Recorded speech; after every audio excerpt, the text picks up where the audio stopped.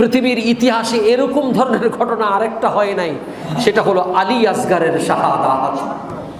আলী আসগারের জন্য প্রথম পানি আনতে গেলেন আব্বাস আলান্দার। তিনি গেলেন হযরতে সৈয়দা শাহর বানু, ইরানের মধ্যে তার মাজার। আল্লাহ পাক আমাকে একবার জিয়ারতের সুযোগ করে দিয়েছেন, রাষ্ট্রীয়ভাবে গিয়েছিলাম। সেই শাহর বানু, ইনি পারস্যের সম্রাটের মেয়ে ছিলেন। ইমাম হুসাইনের বধূ করে মাওলা আলী তাকে এনেছেন। এই শাহর বানু চোখের পানি ফেলে বললেন, ওগো স্বামী, 6 মাসের শিশু, আমি কিছু খাই না, কিছু পাই না, দুধের স্তন শুকিয়ে গেছে, আলী আসগারের মুখে দুধ দিতে পারতেছি, একটু পানির ব্যবস্থা করেন, এই কচি শিশু বাচ্চাটার একটু দেখান। হযরতে আব্বাস আলান্দার তিনি বললেন, অপেক্ষা করেন, আমি যাচ্ছি। আব্বাস আলান্দার তিনি দৌড়ে গেলেন, দিয়ে গিয়ে ফোরাতের মধ্য থেকে তিনি পানি তুললেন, মশকের মধ্যে পানি রাখার পাত্রে। এবার কাদের মধ্যে নিয়ে যখন ফিরতেছেন, চতুর্দিকে ইয়েজিদি বাহিনী তাকে ঘেরাও করে ফেলছে। আব্বাস আলান্দার বলতেছে, দেখ, এই পানি আমার জন্য না, আমার ভাতিজা 6 মাসের শিশু আলী আসগারের জন্য নিচ্ছি। হযরত আব্বাস আলান্দারের সামনে তলোয়ার তোলা হলো।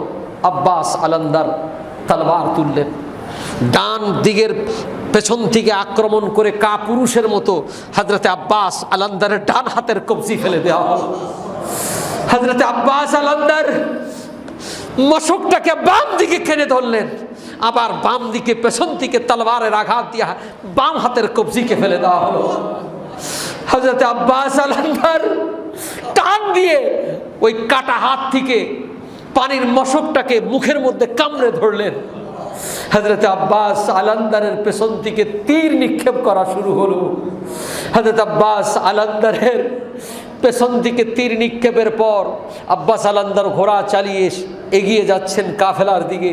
পেছন থেকে এত বড় নেজা বল্লম মেরে পেছন থেকে মেরেছে, পেছন থেকে মেরে বুক দিয়ে বের হয়ে গেছে। হযরত আব্বাস আলান্দার চিৎকার দিয়ে বলেন, ওয়া হুসাইন, ওয়া হুসাইন, আমি তো জাইনাল আবেদিন, ও হুসাইন, আমি আলী আসগারের জন্য পানি আনতে পারলাম না। ইমাম হুসাইন চিৎকার দিয়ে উঠলেন। হযরত ইমাম হুসাইন এবার বললেন, জালিম, এই দেখ, 6 মাসের শিশু আলী আসগারের জন্য পানি আনতে গেছে আব্বাস আলান্দার। হারমালা বিন কাহেল নামে এক গোস্তাখ, এক বেয়াদব দুশমন, আহলে বাইতের দুশমন, সে হাসি ঠাট্টা দিয়ে তাকায়া একটা তীর মারলো। তীরটা এসা 6 মাসের শিশু আলী আসগারের বুকের মধ্যে গেল। আলী আসগারের বুক থেকে ঝরঝর করে পানি পড়া শুরু হয়ে গেল।